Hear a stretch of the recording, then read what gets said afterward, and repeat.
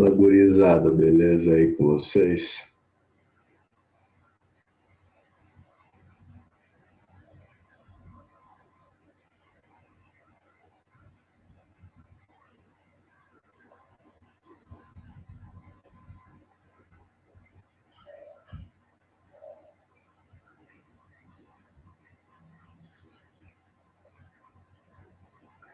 E aí, dona Gabi, beleza? Oi, Sor, tudo bem? Bom, e você? Bem também. Que bom, que bom.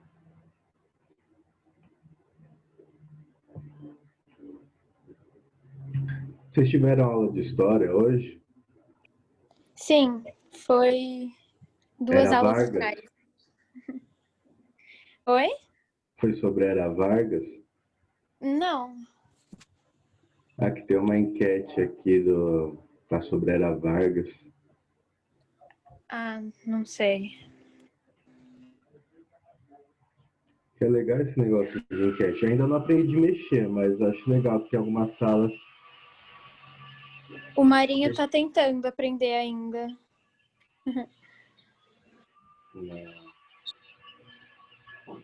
Eu acho que eu vou ter, como a sala de vocês abre essa possibilidade, eu acho que eu vou usar em uma aula ou outra, alguma coisa assim, para tentar ficar um pouco mais dinâmico.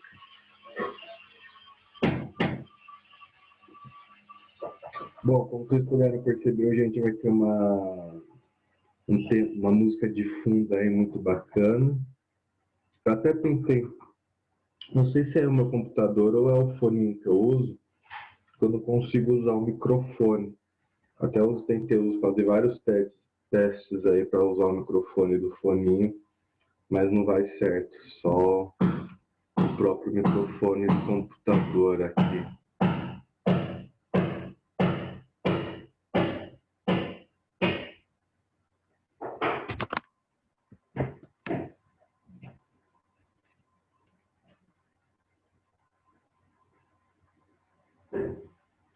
Esperar mais alguns minutos, ver se o pessoal chega. Fala, dona Stephanie, beleza?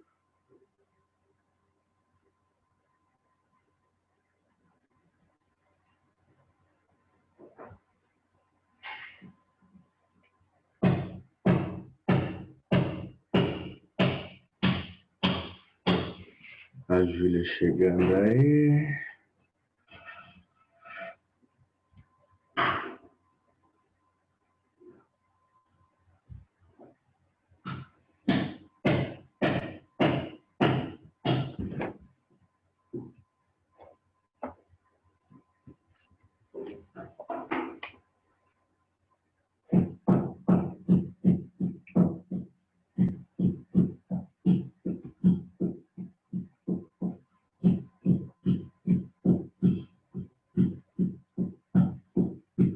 Hoje o povo desanimou, será? Olha aí, anda chegando.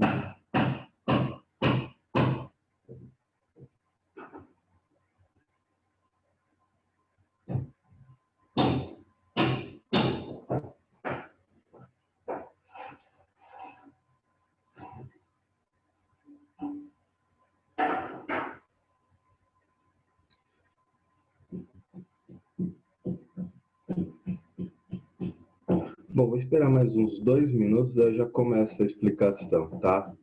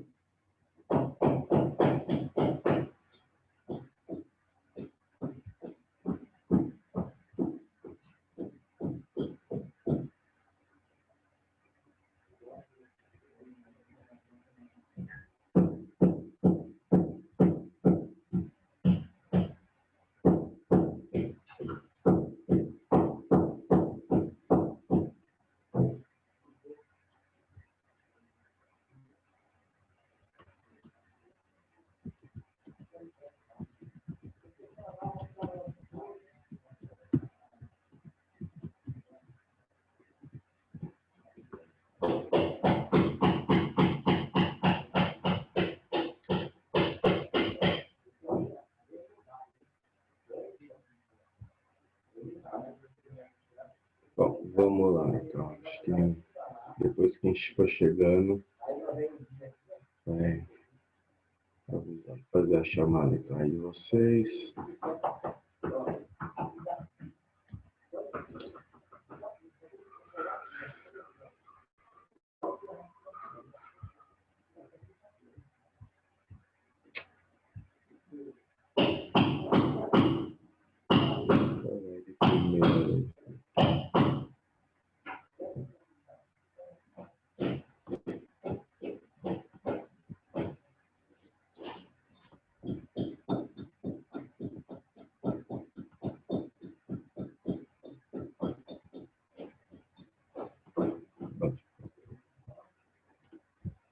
Só acertar alguns detalhes, já começa a chamada aqui, tá, gente?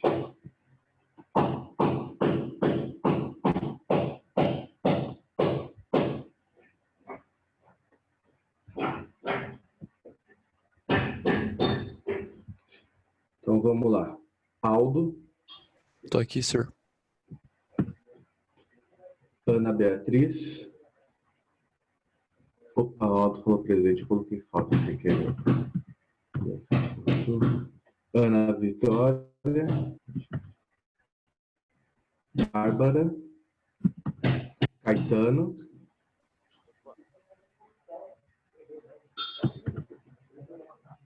Henrico. Bela Siqueira. Eu. Giovana. Gustavo. E André. Aqui, senhor. Jennifer.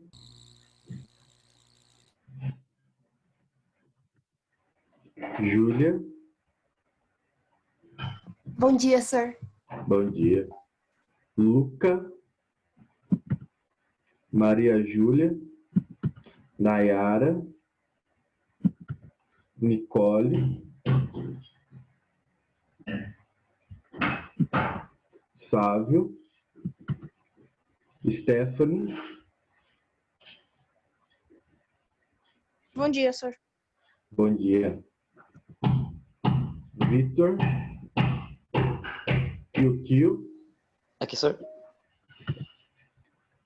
Gabriele Aparecida. Oi, sir. Tô aqui. Lucas Rocha. Vitor Azevedo. Luiz Gustavo. Estou aqui, senhor.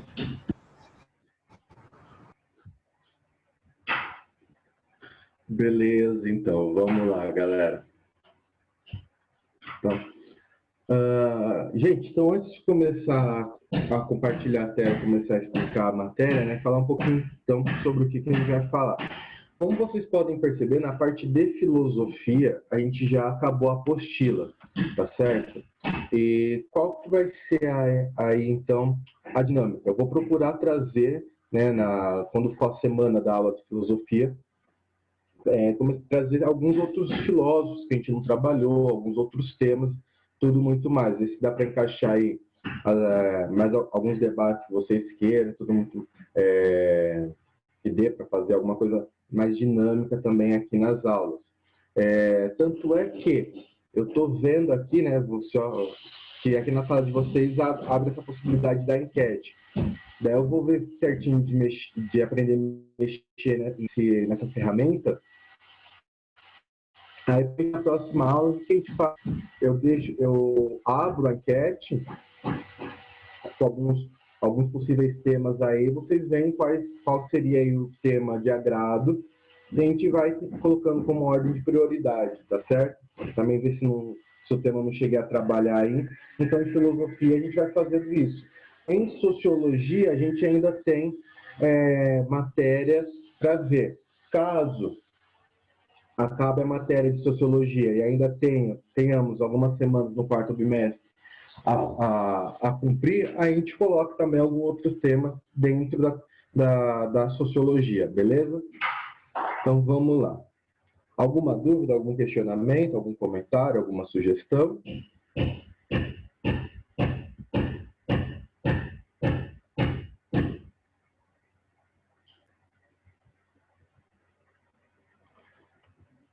Pois bem, hoje nós vamos falar aí desse carinha chamado Paul Ricoeur.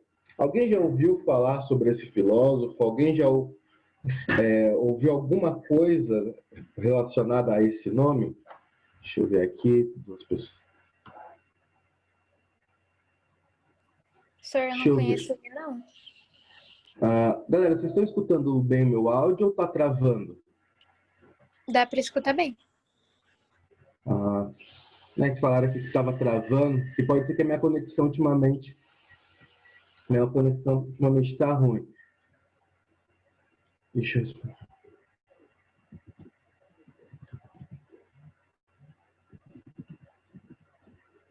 Bom, vamos indo, daí qualquer coisa, se ficar travando e tudo muito mais, eu tento reconectar aqui. Opa, câmera! Esse daqui clicou, já vai. Então, é engraçado.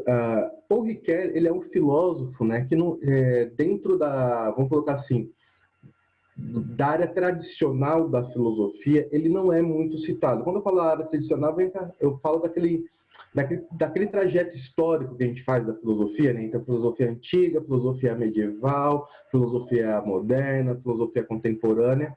Né? Ele, como na filosofia contemporânea, né, a gente tem muitos filósofos, na verdade, em todas as áreas da filosofia, nós teremos bastante filósofos, né?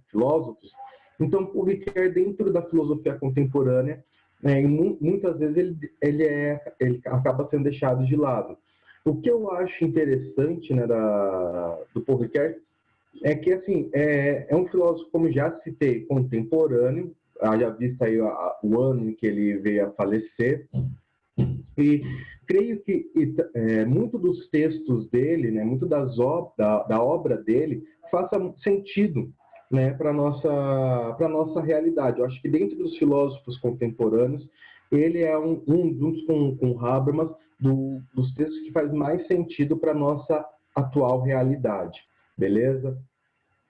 Então, aqui só alguns detalhes biográficos. Não vou entrar muito nessa linha aí, né, para não ficar muito chato, né, não se estender também demais. Mas algumas informações importantes. Então, Paul Ricoeur é um filósofo francês. Ele, agora eu sempre confundo. Paul Ricoeur, ele é protestante, né? Então ele é um filósofo cristão, e isso que eu acho também interessante, né? Porque a gente pode ver muitas vezes na filosofia contemporânea, né?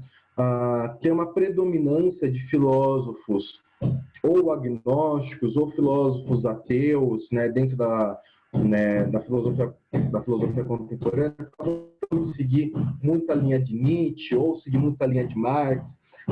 Então, é difícil às vezes a gente encontrar, Jesus amado, volta aqui, filho. É difícil às vezes a gente encontrar um filósofo cristão, um filósofo que defende um posicionamento religioso, né, que acaba ganhando destaque. O Ricoeur, ele vai ter esse destaque. E o Ricoeur, junto com outro filósofo que a gente vai ver na semana que vem, que é Levinas, eles vão formular um pensamento ético muito interessante, que é a chamada ética da alteridade. Alguém já ouviu falar sobre isso? Alguém já ouviu falar essa palavra alteridade? Eu não, sir. Nunca ouvi, sir. Mas tem alguma coisa a ver com, tipo, alter ego?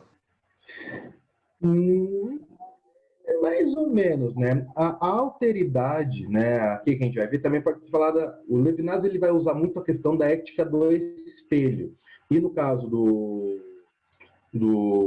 Paul Ricoeur, ele vai falar também sobre a ética do encontro e desencontro, que a gente vai trabalhar aqui também.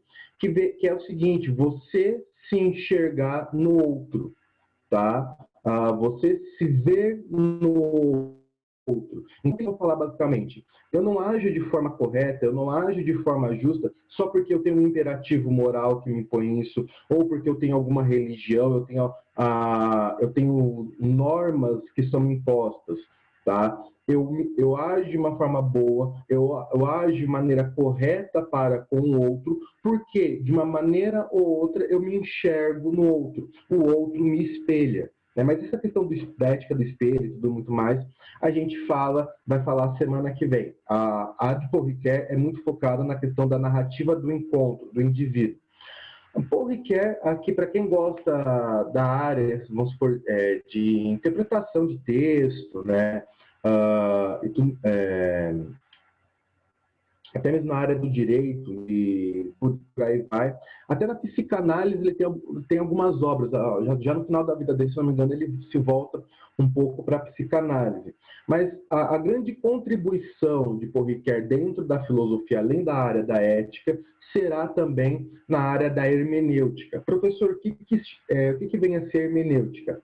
A hermenêutica, no caso aqui da filosofia, são técnicas de como você deve interpretar e compreender um texto filosófico. Né? Eu brincava com os meus colegas assim, a gente foi ter hermenêutica no último semestre da faculdade, né? Em vez de colocar logo no primeiro, que daí ficaria mais fácil a gente entender os filósofos. Mas a hermenêutica filosófica que mostra isso. Por exemplo, a obra de Paul Ricoeur, o texto de Paul Ricoeur. Primeiro, do autor, por isso que como entender melhor o pensamento do autor. Né? Então, ele tem uma contribuição muito grande, tanto na área da hermenêutica filosófica, quanto também na área da hermenêutica jurídica. Bom, além de tudo, né, além da área da hermenêutica, na filosofia, ele vai trabalhar numa área chamada antropologia filosófica. Né? Então, antropologia seria um estudo racional sobre o ser humano. Vale destacar aqui que Paul Ricoeur, ele flerta também com a fenomenologia, tá? E com o existencialismo. Como eu falei, por isso que é importante, né? Por isso que é importante a gente ter estudado a fenomenologia, o existencialismo, porque é uma corrente de pensamento que influencia muito os filósofos da época. Porque só para vocês entenderem aqui, galera, mais ou menos na filosofia contemporânea, a gente chega numa questão paradoxal, que seria mais ou menos a seguinte questão. Qual é o meu nicho? Né? Porque ou eu seguia um pensamento mais voltado para o marxismo, ou eu seguia um pensamento mais voltado para o niilismo, ou eu seguia um pensamento iluminista, né? O pensamento kantiano, o pensamento hegeliano e tudo muito mais. E essas filosofias, ou esses sistemas filosóficos que nós chamamos, né, em algum momento vai se mostrar assim, olha, não dá, né, eu não consigo encontrar as respostas, não consigo me satisfazer filosoficamente, né, com esses sistemas. E é aí que surge toda a fenomenologia, o existencialismo, que mostra uma outra forma de analisar, que mostra uma outra forma de se pensar a filosofia. Né? Então, por isso que é importante nós estudarmos, né, nós vermos esse movimento contemporâneo chamado fenomenologia. Bom, então, dentro disso tudo, Paul Ricoeur, ele vai concentrar sua obra, né, em relação a como é que nós nos tornamos indivíduos. Lembra que na fenomenologia tem a questão de eu buscar compreender a realidade, o mundo que me cerca. Eu percebo que eu estou em um mundo. Mas como é que se dá essa percepção do meu eu, da formação do meu eu? E como é que dá a relação entre o meu eu com o outro? Né? Lembrando que o ser humano ele é um ser que se relaciona com ele mesmo, com o mundo, com o transcendente e com o outro. Né? Então, veja só, como é então que se dá essa narrativa? Né? Como é que eu construo toda essa identidade, né? Esse princípio aqui de identidade? Né? Então, onde é que ele vai buscar refúgio? Na filosofia da linguagem. também uma matéria contemporânea, né? Então veja só como as disciplinas que nós estudamos, né, as tradições filosóficas que nós estudamos ao longo desse ano, né, vão se amarrando. A gente percebe aí então como é que os filósofos eles vão caminhando nesses pensamentos. Isso é uma coisa bem característica do pensamento contemporâneo, que é os filósofos eles irem fazendo essa costura, né, entre as correntes filosóficas. Pois bem, então, Paul Ricoeur, então, ele vai falar que o indivíduo ele se constrói por meio da linguagem, justamente porque ele vai adotar aquele princípio da filosofia da linguagem, que é por meio da linguagem, ou seja, por meio da fala, que nós pensamos e dizemos o mundo, nós interpretamos o mundo. Então, a linguagem, ela vai se dar como uma via de interpretação do mundo. E, gente, lembrando aqui uma coisa extremamente importante. Quando nós falamos sobre linguagem, não é apenas esse tipo de linguagem que eu estou tendo com vocês, a linguagem oral, né? Tudo aquilo que está falando sobre a linguagem. E por que, professor, a linguagem ela é importante, né, nessa análise aqui? Justamente porque, como já antecipei anteriormente, Paul Ricoeur, ele vai falar que a ação ética, a ética da alteridade, vamos colocar assim por dizer, né, é uma ética da narrativa, do encontro e do desencontro, desculpa. Então, quando nós falamos sobre narrativa, nós estamos falando sobre linguagem. Professor, que narrativa é essa? Calma, calma, não criemos pânico, eu já vou falar. Até aqui, vocês estão conseguindo entender? Está muito rápida a explicação, tá fácil até então a análise? Até agora deu para entender sim, senhor. Pelo menos eu consegui. Tranquilo aqui também, senhor. Beleza, então. O Ricoeur não é um filósofo muito difícil de ser entendido, tá? O pensamento dele ele é bem tranquilo em relação a várias outras coisas.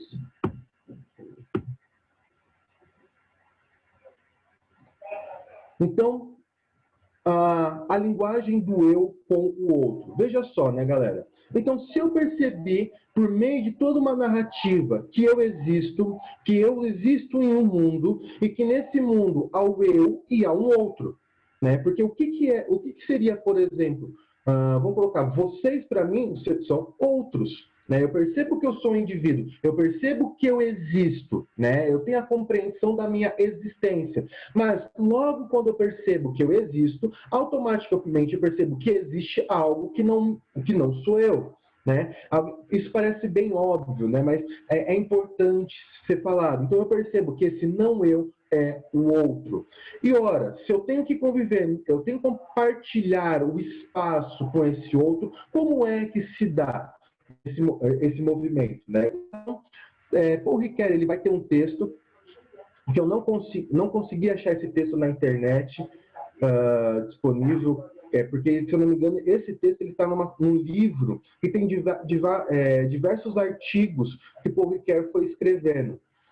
E eu devo ter, durante as mudanças e tudo, ter jogado esse texto fora, né? Mas é um texto muito interessante, o sócio e o próximo. Tá? Nesse texto, Paul Ricoeur ele vai fazer uma análise da parábola do bom samaritano. Então, veja que interessante, né? Paul Ricoeur, como filósofo cristão, ele vai procurar, então, fazer uma interpretação bíblica, né? E é interessante porque Paul Ricoeur, nessa questão, ele não faz uma exegese da Bíblia, ele faz uma hermenêutica bíblica. Professor, qual que é a diferença? Tá? Hermenêutica é no campo da filosofia, né? Então, até você pode falar, professor, hermenêutica jurídica, hermenêutica daquilo, mas fica no campo filosófico, né? Uma maneira filosófica de interpretar e compreender aquilo que o texto busca me dizer. O que vem a ser a exegese? Né? A exegese ela fica no campo da teologia. Então, é uma forma de eu compreender melhor o discurso religioso por detrás, né? Entendendo que a Bíblia ela é sagrada, né? Ela é a manifestação da palavra de Deus. Então, eu busco, pela exegese, compreender melhor essa palavra. Tá? Qual que é a diferença de tudo isso? Que Paul Ricoeur ele vai buscar, nesse caso, né, trazer o elemento cristão para a sua filosofia, né, dentro da parábola do bom samaritano, né? Então, professor, como que é a parábola do bom samaritano? Assim, então, para quem não conhece a parábola, eu vou pedir licença para ler. Para quem já conhece, né, vai rever então essa parábola, para a gente poder então entender a interpretação que Paul Ricoeur faz sobre ela. Caso alguém esteja com a Bíblia perto,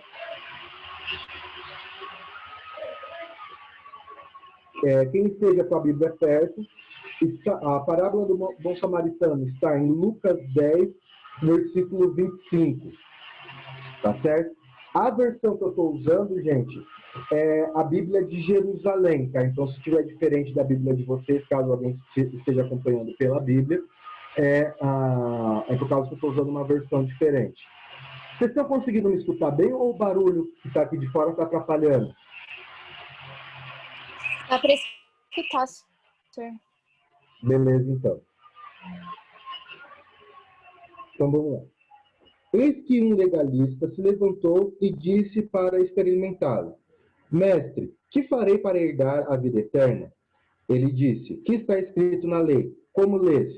Ele então respondeu: Amarás o Senhor teu Deus de todo o teu coração, de toda a tua alma, com toda a tua força e de todo o teu entendimento, e a teu próximo como a ti mesmo. Jesus disse: Respondestes corretamente. Faze isso e viverás. Ele, porém, querendo se justificar, disse a Jesus: E quem é o meu próximo?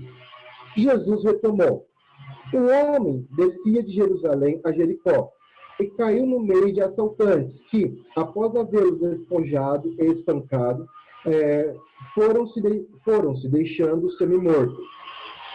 Casualmente, descia por esse caminho um sacerdote, viu e passou adiante. Igualmente, um levita, atravessando esse lugar, viu e prosseguiu.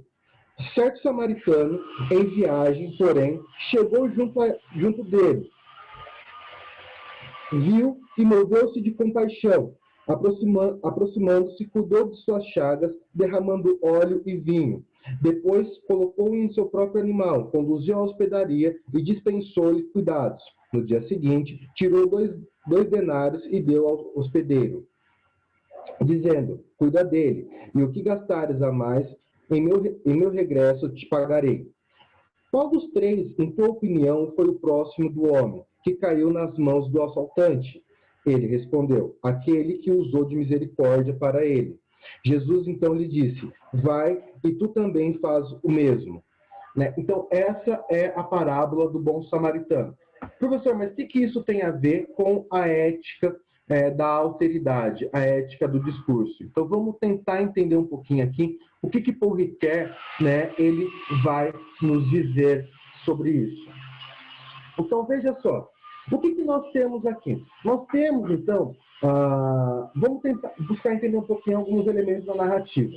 Primeiro, veja só que dentro da parábola, dentro da história, Jesus ele foi provocado a dar uma resposta. Primeiro, como é que eu tenho que fazer para alcançar o reino dos céus? Então, Jesus fala: olha, está na lei, tudo muito mais que a gente acabou de ler. Daí, para provocar ainda mais Jesus, o seu interlocutor pergunta: e quem é o meu próximo?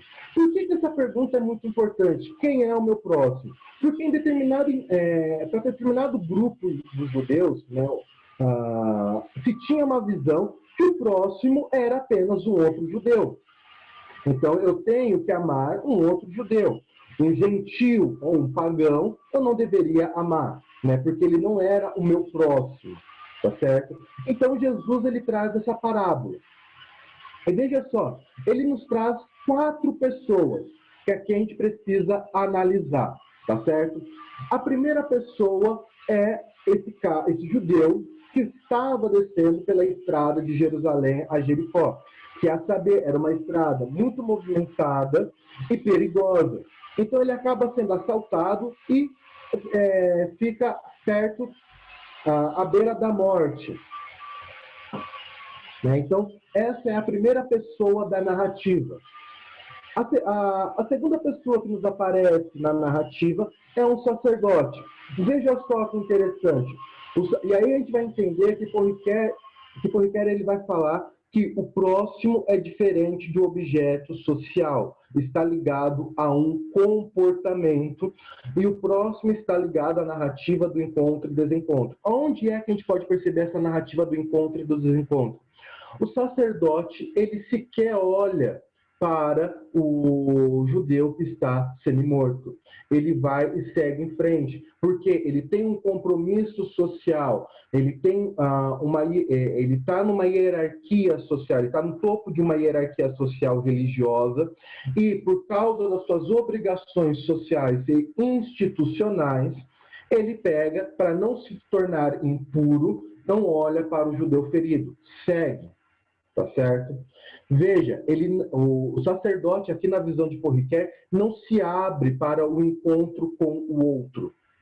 Tá certo? Então, a partir daí, a gente vê essa questão da ética da alteridade, do encontro com o outro. Eu me fechei aqui. O sacerdote, então, ele se fecha. Por isso que o sacerdote, ele não se faz próximo do outro.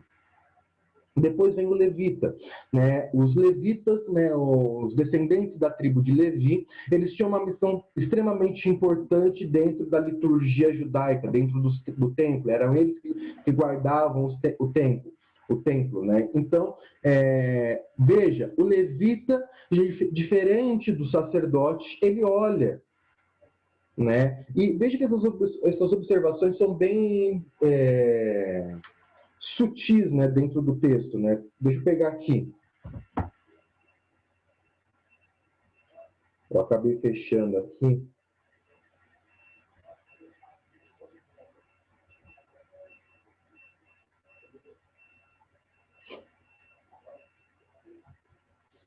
Então, aqui, depois para não perder muito tempo, mas veja só, né, que eu estava falando. O sacerdote, ele passa reto. O levita, ele olha. Mas só que ele também tem uma missão, ele também tem uma função institucional, né, que é auxiliar a toda uma ritualística. E para isso ele não pode se tornar impuro também. Então veja só, se ele vai lá e ajuda um judeu, que é o seu próximo, né, se a gente fosse entender, ele se tornaria impuro e não poderia cumprir com as suas obrigações no templo. Então, para não se tornar impuro, ele também passa reto. E eis então que surge a quarta pessoa da nossa narrativa aqui do encontro e do desencontro, que é o samaritano. Professor, por que o samaritano ele é importante dentro dessa parábola?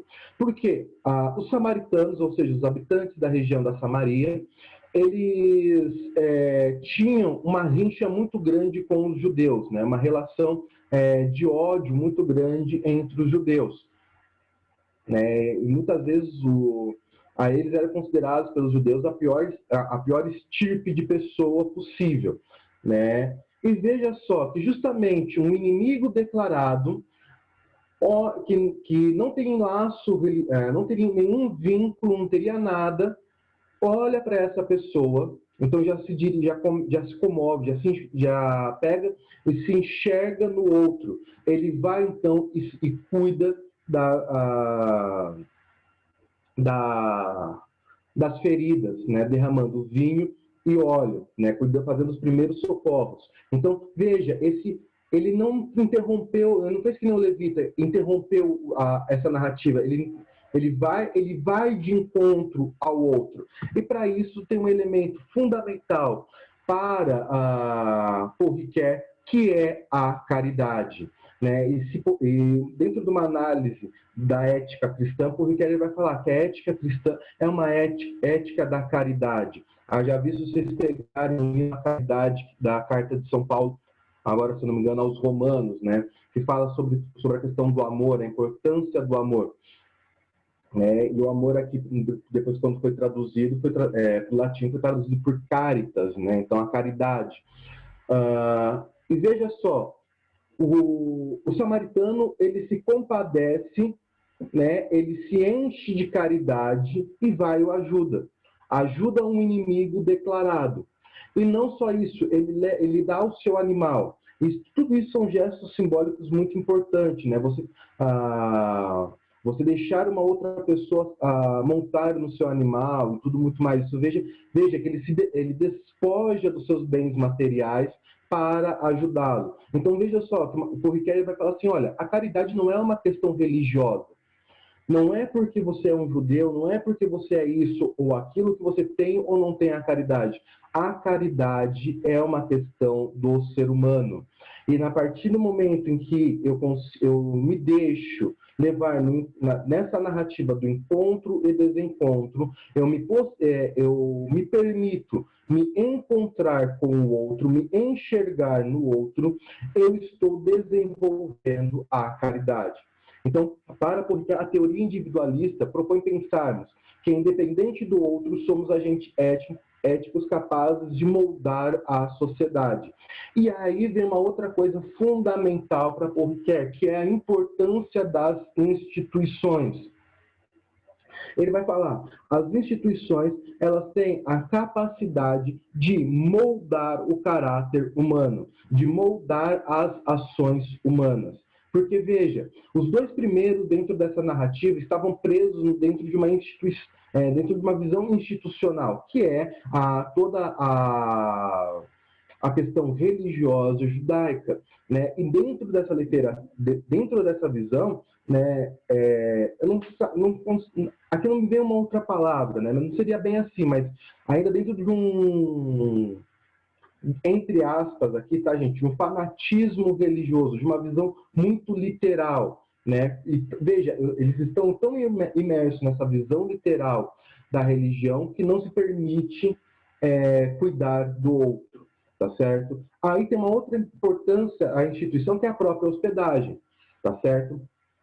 A hospedagem é uma instituição muito importante, porque sem a hospedagem não adiantaria de nada também o samaritano fazer os primeiros socorros, né? Porque então a hospedagem, ela tá lá, ela serve ela também é vista como Paul Ricoeur como uma instituição. Então, olha que interessante. O Paul Ricoeur vai falar, as instituições tanto permitem que eu haja de modo caridoso, que eu haja de modo que me permita me ver no outro, que me permite praticar a caridade, a alteridade, quanto me proíba, né? Que me impeça de fazer tais ações. E, além de tudo isso, é uma coisa importante que eu quero analisar, que é, se o samaritano não tivesse prometido uma outra instituição, que é o dinheiro, que é o capital, para o hospedeiro não teria deixado o judeu acidentado ficar lá. Então, veja só como as instituições também moldam o nosso agir, né? Moldam a nossa interação para com o outro. E no caso, professor, e o samaritano? Que tipo de instituição? Veja, na verdade, o samaritano ele é apresentado aqui como uma pessoa que acaba se desvinculando de uma certa instituição, de um certo preceito, tá certo? Vamos colocar assim, que seria até a mesma questão religiosa, né? Porque, como já falei, os samaritanos e os judeus tinham diversas rinchas, né? Eles se odiavam.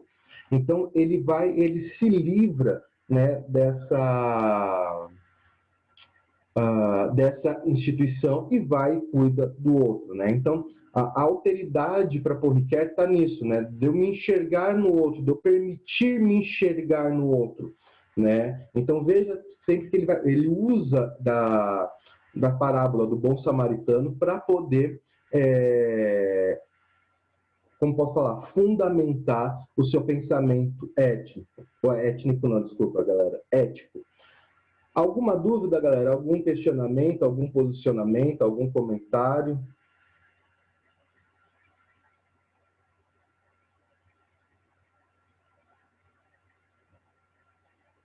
Eu Não? acho que tá tudo bem, senhor. Então, aqui para provocar vocês, como a gente tem um tempo, levantar a seguinte questão. A partir daquilo que a gente acabou de ver em Paul Ricoeur,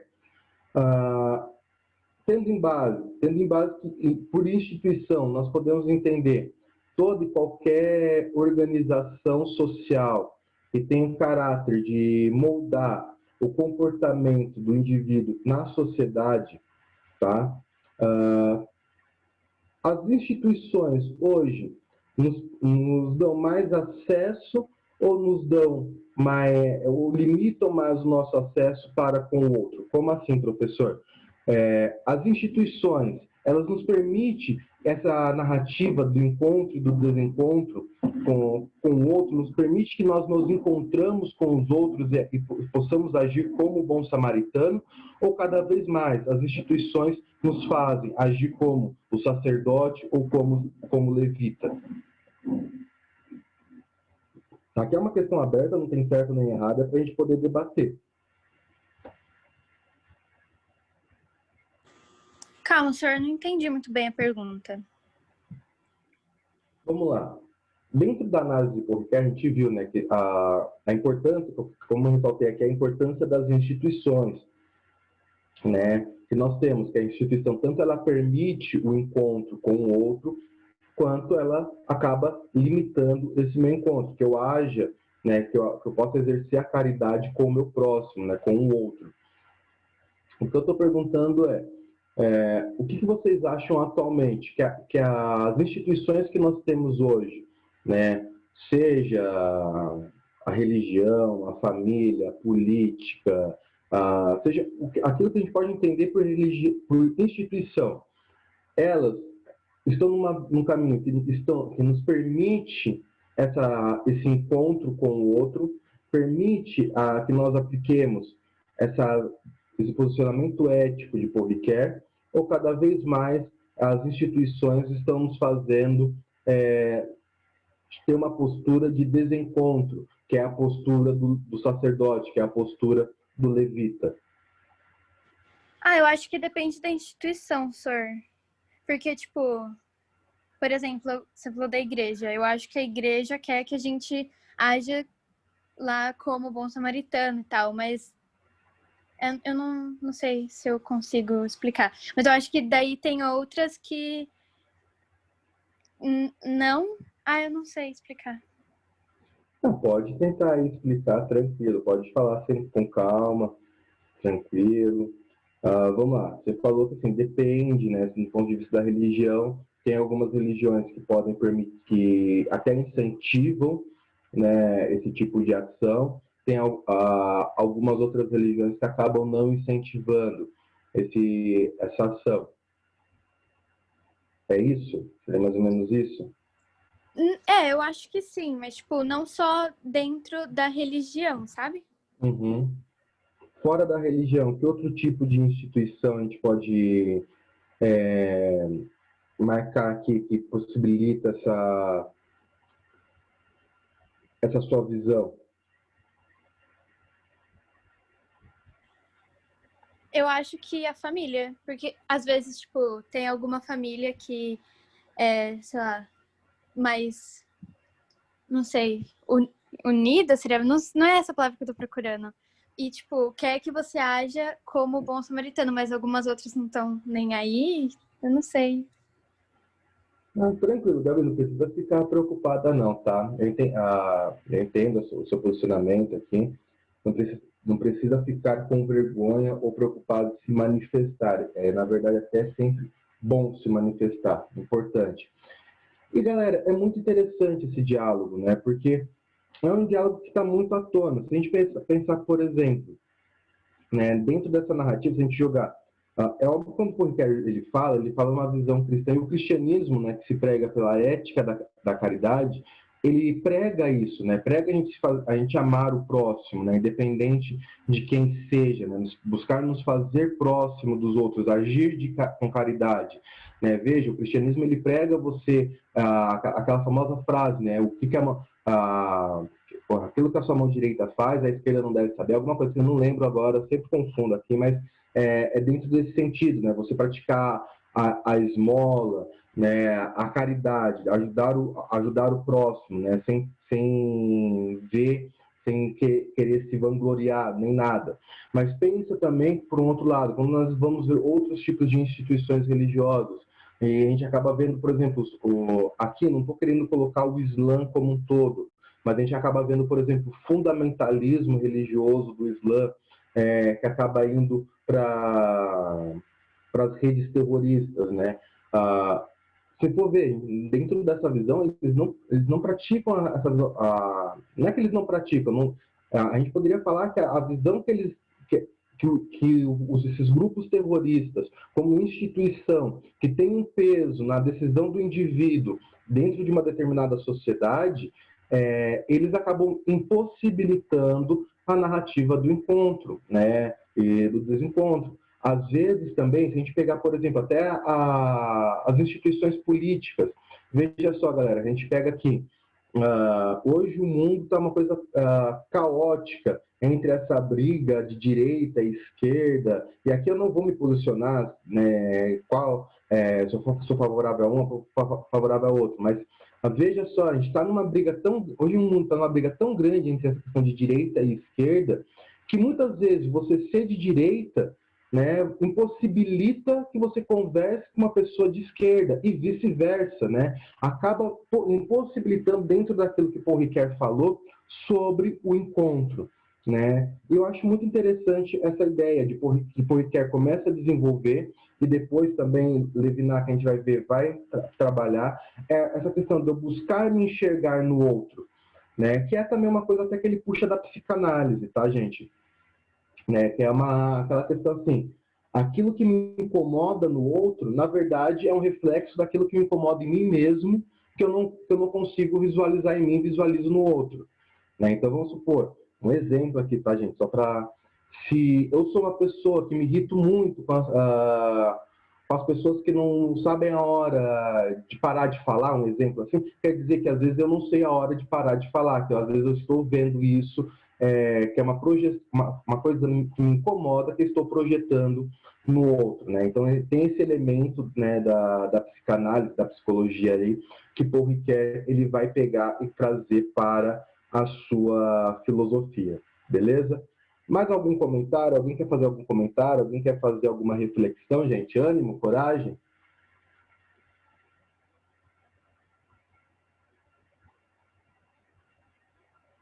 Teve alguém que chegou atrasado depois da chamada e não respondeu? Eu, senhor. Ana Beatriz, beleza, vou colocar aqui a presença para você. Obrigada. Imagina.